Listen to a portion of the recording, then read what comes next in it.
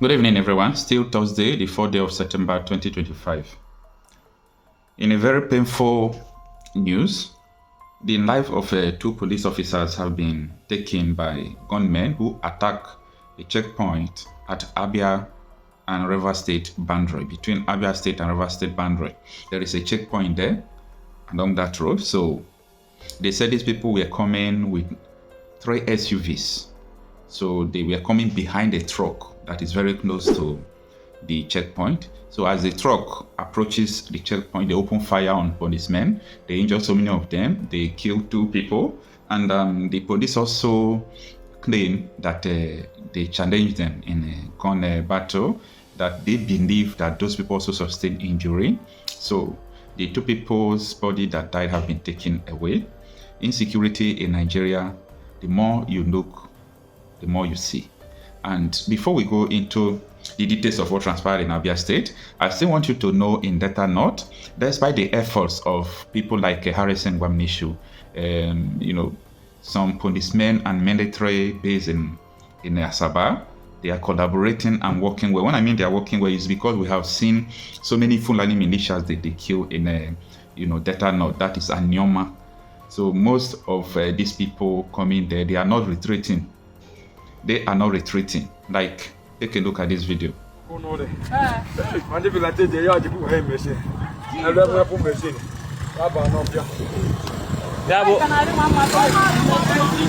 If I find the Fulani if I know, oh no, Buka passenger, Jekwa Chubo, Nanaze, Yakwasi, if I find me, if I now, if one for one,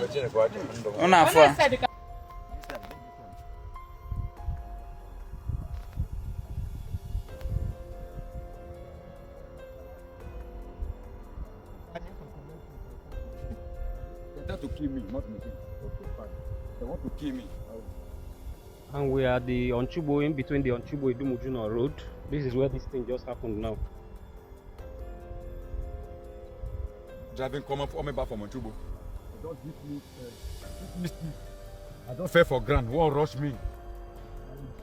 So, as you can see, so many occasions, so many incidents has been happening like this, and it is still happening till tomorrow. This is not an old video, so most of the, they call them Apia way, most of the lonely roads around the bushes close to homes, so these people will just come out there, kidnap people, open fire on you. You see, most of people do survive all these things because bullet can't penetrate them. Machete can't penetrate them. That is the reason why most of these people are surviving it. Just imagine. Now, you saw the video I did before this one about Zamfara State Governor saying that they were ordered by Abuja to put back when they were fighting the same people who are going around killing people. Why? Because they imported these people into the country. They imported these people into the country. RFI claimed that these people are already on a payroll. Babada Ahmed also believed and said that he have evidence that these people are on a payroll. He said they have, intelligence among the military officers and politicians, that they give these bandits information, these terrorists. If I did not call it bandits, people will not understand people I'm talking to, because my audience are majorly Nigerians and Africans. But these people are real terrorists. So it's so unfortunate that this thing is happening. Now, let's focus on this news that breaking 2 police officers were killed as gunmen attacked checkpoint at Aba River's boundary. Now, these are the details of the news. Armed men suspected to be militants launched a deadly attack on police operatives at the Obehi boundary between Rivers and Abia State in the early hours of Thursday, killing 2 officers of the Counter-Terrorism Unit CTU. According to a police situation report, the incident occurred around 1:20 a.m. when over 20 gunmen arriving in 3 SUVs concealed behind long trucks opened fire on CTO operatives stationed at a sandbag checkpoint. The Counter-Terrorism Unit Commander, Base 24, Abba, reported that today at about 1:20 a.m. armed men suspected to be militants numbering over 20 in 3 SUVs concealed behind long truck long trucks, so it's not one, with sophisticated weapons, attack his men who were in their buffer sandbags at Obehie, Kniping Point, it said. The assailants reportedly used sophisticated weapons during the assault. According to the report, the operatives engaged the attackers in a fierce gun battle, forcing them to retreat, with some believed to have sustained several bullet wounds. However, the two counter-terrorism unit officers, Inspector Ishaya Audu and Inspector Anthony Manuel, were killed in the exchange, and the assailants took away their rifles. The attackers' vehicles were riddled with bullets during the clash. The report said tactical teams have since been deployed to the area to reinforce security, comb the surroundings, and recover the stolen rifles, as well as any wounded or dead attackers. The remains of the slain officers have been evacuated to Euro Allied Mortuary on Port Harcourt Road, Abia, for preservation, according to the report. Police authorities in Abia State confirmed that efforts are ongoing to track down those who are behind the attack. This is very unfortunate anyway. It's a sad news. We have a confession that the media has not given appropriate attention. Kawu Baraje Alhaji was a leading chieftain of the APC, and he has confessed that they imported the foreign mercenaries who have become bandits. He has confessed. How much more evidence do you need? He has confessed that they imported them for the elections. This is public. Why is the media not following up? Why are we not asking for accountability? So it seems very clear to me and to so many others. If you're in the public space, you hear people talking and pointing fingers. The ruling party is the direct sponsor of terrorism and insecurity in Nigeria. My name is Martin Onobo. I said it. APC is the direct sponsor of insecurity and terrorism in Nigeria. Ask me for the evidence. What are the facts? Good. I just gave you confession of Kawu Baraje. That's number one. Number two, Miyetti Allah made a public statement that if you want peace in your state, don't call any meeting. Provide land for Fulanis in your state. Public statement. Miyetti Allah. Miyetti Allah is a collaborator with the ruling party. We had a report that the ruling party funded Miyetti Allah to the tune of 100 billion. I wasn't there when the payment was made, but that's in the public domain. We had an official report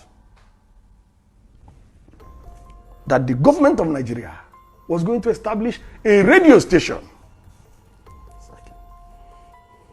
in collaboration with Miyetti Allah, where Fufude, the Fulani tribal dialect, will be the language of communication. Now, interestingly, you ask me for facts. We have it on the authority of the Ondo State government that the PRO of Miyetti Allah in Ondo State led the criminal suspect gang that killed Parafa Shoranti's daughter. That is on the authority of the Ondo State government. And they have been arrested. And the leader of the gang is the PRO of Miyetti Allah in Ondo State. We have it on the authority of the Nigerian police that a headsman was arrested with a military rifle in Plateau State. I have the number of the rifle. I can send it to you by SMS. I just need to check my records. I have the rifle number. We have it on the authority of retired Colonel Nyam that the Fulani headsmen repelled in Ogoja were using Nigerian army rifles from the barracks in that vicinity, and that the soldiers came to collect the rifles back. Now, Who is the commander-in-chief of the Nigerian Armed Forces? Who should be responsible for the activities of these armed forces? We have it on the authority of General Danjuma. Danjuma has commanded these forces. We have it on the authority of General Danjuma. That the armed forces are conniving with the bandits that are killing citizens. How much more evidence do you want? How much more evidence? We have hard physical evidence. We have testimonies from relevant authorities. How much more evidence do you want to know that the ruling party in Nigeria, the APC, is the sponsor of insecurity and terrorism? How much more evidence? I don't need any more evidence. I am 1000% convinced, and nobody has contrary evidence. The APC, the ruling party in Nigeria, is the direct sponsor of terrorism and insecurity in Nigeria. That is damning. For the fact that the Nigerian government sponsored terrorism has finally been institutionalized under this Buhari's regime. I forgot one point. The trial in Dubai.